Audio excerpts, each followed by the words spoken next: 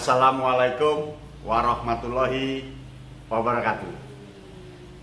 Bertemu kembali di Kak Yatno Bintang.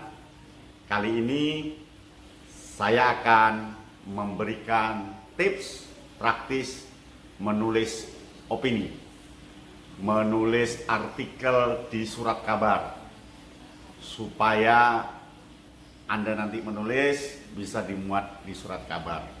Mengapa seperti itu? Karena sekarang ini suasananya adalah suasana COVID-19 dan di sana banyak topik untuk ditulis. Sayang apabila tidak ditulis. Ada satu resep yang saya berikan kepada para guru-guru di Sidoarjo, pelatihan penulisan artikel populer. Kemudian resep itu saya berikan, kita latihkan hanya 2 jam, pukul 13 sampai pukul 15. Keesokan harinya banyak tulisan yang dimuat di surat kabar. Sampai sekarang banyak tulisan guru-guru itu yang terus dimuat di surat kabar yang ramai di Surabaya, yaitu surat kabar Jawa Pos. Mereka sangat senang dengan tips saya karena sangat praktis, tidak teoritis, dan bisa langsung digunakan. Lalu yang kedua, tips itu saya berikan kepada para mahasiswa yang aktivis pramuka untuk mengikuti lomba penulisan opini, dan hasilnya sangat memuaskan. Nah, kali ini tips itu akan saya berikan ke Anda. Apa tips itu? Berikut ini. 1. Isu, fakta, perbincangan, atau topik yang hangat. Tips itu kalau disingkat bernama IMKAH. IMKAH. Dan tips itu ternyata setelah saya analisis dari berbagai macam artikel populer di surat kabar se-Indonesia, polanya memang seperti itu. Dan pola itu yang disenangi oleh para redaksi yang menangani artikel itu. Dan ini lama saya analisis, saya baru menemukan kuncinya. Kuncinya adalah K.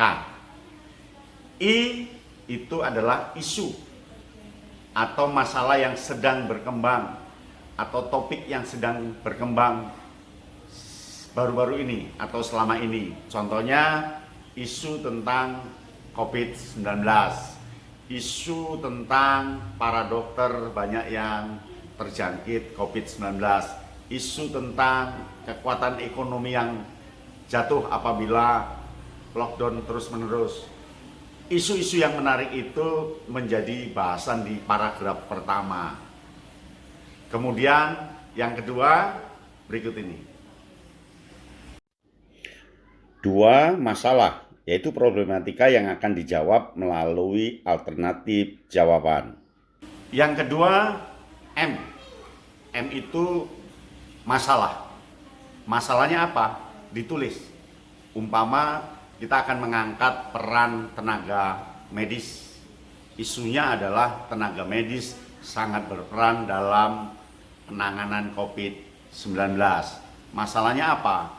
Masalahnya mengapa para medis banyak yang terjangkit COVID-19, padahal dia sangat paham tentang penularan penyakit itu. Mengapa para medis kurang dibandingkan jumlah penyandang atau pasien yang terkena COVID-19. Nah, yang kedua adalah M. Sampaikan masalah dalam 1 paragraf saja. Lalu yang ketiga, berikut ini. 3. Konsep, yaitu acuan atau sumber pustaka dasar yang dipakai dalam menulis opini. Yang ketiga adalah konsep. Masukkan konsep tentang COVID-19. Konsep ini bisa diambilkan dari artikel-artikel yang telah dimuat, atau dari buku-buku, atau dari panduan-panduan yang dikeluarkan oleh pemerintah. K ini untuk mendukung kekuatan isu dengan konsep yang sudah ada. Maka kita perlu mencari dokumen-dokumen, mencari referensi, mencari daftar pustaka yang terkait dengan COVID-19 ini. Konsep jangan banyak-banyak, cukup 2 paragraf saja, lalu boleh menyampaikan siapa penulisnya, siapa pakarnya, siapa yang mengatakan itu, dasarnya apa. Konsep ini akan mendasari artikel populer yang akan Anda buat, opini yang akan Anda buat. Nah, berikutnya yang keempat adalah seperti ini. 4 itu alternatif atau sejumlah pendapat penulis atas jawaban pertanyaan pada masalah yang ditulis. Ini inti. Kemudian yang keempat itu adalah alternatif.